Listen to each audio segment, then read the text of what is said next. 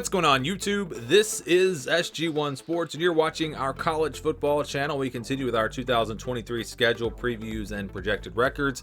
USC coming off of a pretty good year in year one under Lincoln Riley. I know USC fans disappointed with the way that it ended, but still overall a very good season, making it to a New Year's Six Bowl, making it to the Pac-12 championship. Before we get to 2023, let's look back at 2022. Here was the USC schedule from 2022. They played Rice and Fresno State, and then of course Notre Dame in the non-conference.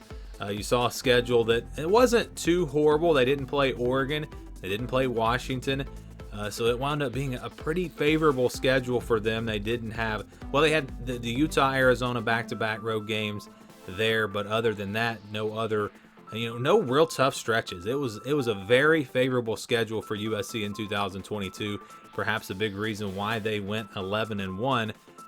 They did close things out though with UCLA on the road and then Notre Dame, a couple of games there at the end. And that's definitely something that I took away from the 2023 schedule.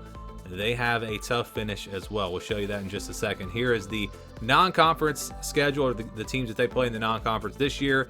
San Jose State, Nevada, and on the road at Notre Dame.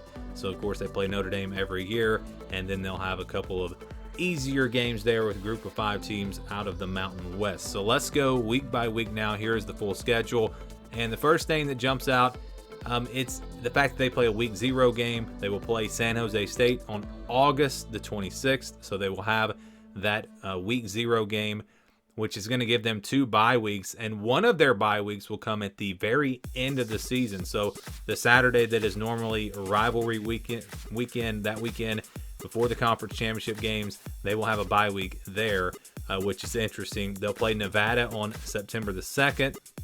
Then they'll jump into Pac-12 play with Stanford on September 9th. Seems like they always play Stanford early in the year.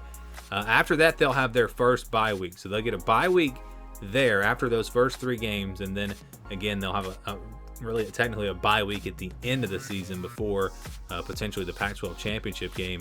So Stanford there, then the bye week, then they will play Arizona State on September 23rd on the road, and it's going to be back-to-back road games here. They'll play Arizona State, then Colorado on the road.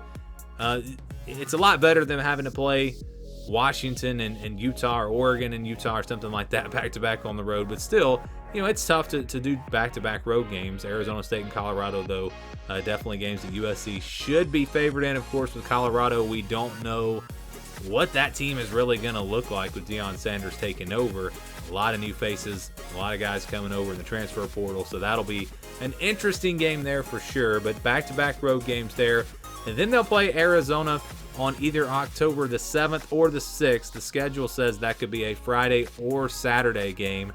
Not really sure when they determine that, but either on that Friday or Saturday, they will play Arizona at home. And then they get into the meat of the schedule, and that second half, it is tough. I mean, this is a very tough finish to the season. That first half, those first 6 games, they look pretty good. All games that USC is going to be favored in, and probably favored by a lot in all 6 of those games. But then you get to the rest of the schedule, it's going to be tough. And it starts there with Notre Dame on October the 14th.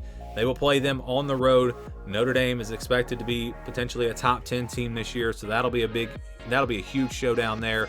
And then they follow that up. The next week they'll play Utah. They get them at home this time, but we know Utah, of course, beat USC twice last year. That'll be a very tough game. Cam Rising is coming back, and so you've got back-to-back very tough games there, Notre Dame and Utah. Maybe a little bit of a break there on October 28th, but it is a road game against Cal, so that's not going to be a game that they just show up and win by 40. I mean, they're going to have to be ready for that one as well. Really no weeks off once they get to that Notre Dame game. But Cal on the road, again, having to play them on the road does make it a little bit tougher.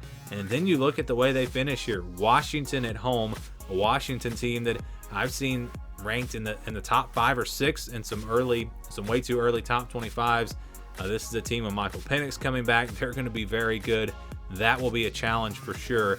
Good news is it is a home game, but then after that they'll play Oregon on the road. That also will be a very tough game. Bo Nix coming back, so you're talking about having to go against Michael Penix and Bo Nix, 2 of the top 3 quarterbacks more than likely in the Pac-12 next year, besides Caleb Williams. So that's going to be a very tough test there. And then, of course, the rivalry game at the end against UCLA. At home for USC, a game that they probably will be favored in, but not going to be an easy one. And so, again, you just look at this schedule. The first half, it's pretty easy. I mean, it is a very favorable schedule.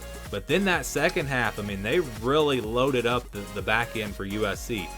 Again, you're talking about in the final 6 games playing Notre Dame, Utah, Washington, Oregon, and UCLA. So a very tough finish to the schedule. If you look at the big picture and you look at this total schedule, you can say, well, it's not that bad. But again, when you look at that second half, that is a very, very tough second half of the season. If you just maybe compared, we'll get all the schedules out, of course, and maybe just looking at who has the toughest last 6 games, I think USC is going to have an argument to possibly have the toughest 6 games to close out the season, because that's where it's going to really get tough for them. So overall, a schedule I think that is a good bit tougher than the one that they had in 2022. Here were some of the projections from 2022. You can see they, of course, were 11-1 in the regular season. Our projection had them at 8-4. My prediction, 9-3. FBI had them at 7.9 and 4.3. Vegas actually had them at 9.5. So I think they probably got a lot of people to go under that and probably made a lot of money, because I don't think really most people would have thought that USC. You kind of thought that it would take a little bit of time. I know they absolutely loaded up in the transfer portal, but there were still some question marks on the defensive side, offensive line. Knew that the talent was there, the firepower was there, especially on offense, but I don't think a lot of people expected them to do what they did last year. I was at 9-3, and I missed it by 2 games. They outperformed my prediction by 2 games. So we'll look ahead here to 2023 now and see what the projection is. Again, projection last year, 8-4. They beat that by 3 games. Here's the schedule again, and this is the scale that we'll be using. If the game stays in the white, that means it'll be a 50-50 game, basically a game where I think the spread will be 3, 4, 5 points, kind of in that range. Less than 20, over 80. Those are games where I think the spread will be 20 points or more. Then you got your orange and blue. That'll be games where I think the spread will be 10 to 20 points in that range. And then the yellow and the purple, those are games where I think the spread will be about a touchdown. 7, 8, 9 points, kind of in that range. So let's get into it here for USC. I think you've got a couple of pretty much guaranteed wins. That's going to be San Jose State and Nevada. They should be favored by probably 24, 28 points, somewhere in that range. Really don't see them having any problems in those first 2 games. So those are your 2 pretty much, like I said, guaranteed wins. Then you step down to the games in the blue here, and these are games that it would be a very big surprise if USC did lose. But we've got 5 of those games: Stanford, Arizona State, Colorado, Arizona, and Cal. Now, Colorado is kind of tricky here. That one should be in the purple. I mean, we just don't know what we're going to get from this Deion Sanders coach team in year 1. But just based off of how terrible they were last year, I have a hard time putting that game in the purple. But it is on the road. It is an interesting game. Of course, Lincoln Riley turned USC around quickly in year 1, so maybe Deion Sanders can do it. And if you did bump that down into the purple, that would change the projection, which we'll get to in just a second. But I'm going to keep that in the blue. Arizona State on the road. Again, a team that just was not good last year. Stanford, Arizona. Arizona would be in the purple if it was a road game, but I think playing at home, that'll be big. And then Cal, they were not very good last year either. So those 5 games, USC should win. They should be favored by 10 to 17 points, I think, in all 5 of those. All right, that leaves Notre Dame, Utah, Washington, Oregon, and UCLA, the 5 games that will determine the season for USC. I think you can put one of these games in the purple, and that's UCLA. Playing at home, USC should be the better team. USC expected to be a top 10 team. UCLA maybe a top 25 team. I don't know if that's a guarantee, but if they're ranked in the preseason, they'll probably be around 20 or in the 20s if I had to guess. And so I think USC will be favored by 7 or 8 points in that game playing at home. Again, we can put that one in the purple. That's a game that USC will be a clear favorite, but not a huge favorite. And that leaves 4 games: Notre Dame, Utah, Washington, and Oregon. And all of these, to me, are 50-50 games. These are games that could go either way. I don't think that there is a clear, definite favorite in any of these games. Notre Dame is on the road. That will be tough. Utah is at home, but they're bringing back Cam Rising, and they've had USC's number, beat them twice last year. So that'll be a tough game there. Washington, they're going to be a preseason top 10 team. Same thing with Oregon, more than likely. So all 4 of those games will be tough. Oregon is on the road.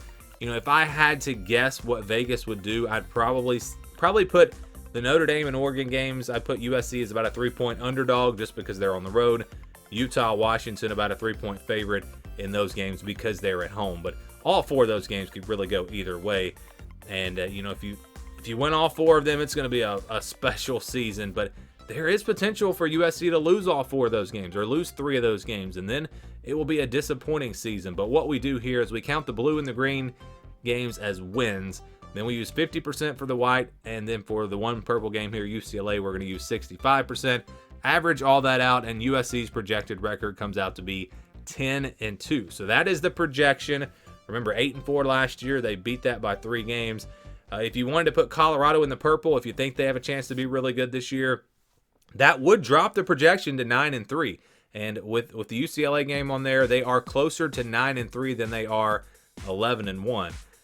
So again, 9-3 more likely than 11-1, at least based off of this schedule. Now, they may find a way to win all these games and go 12-0. You never know. But the projection based off of how tough this schedule is for USC in 2023 is 10-2.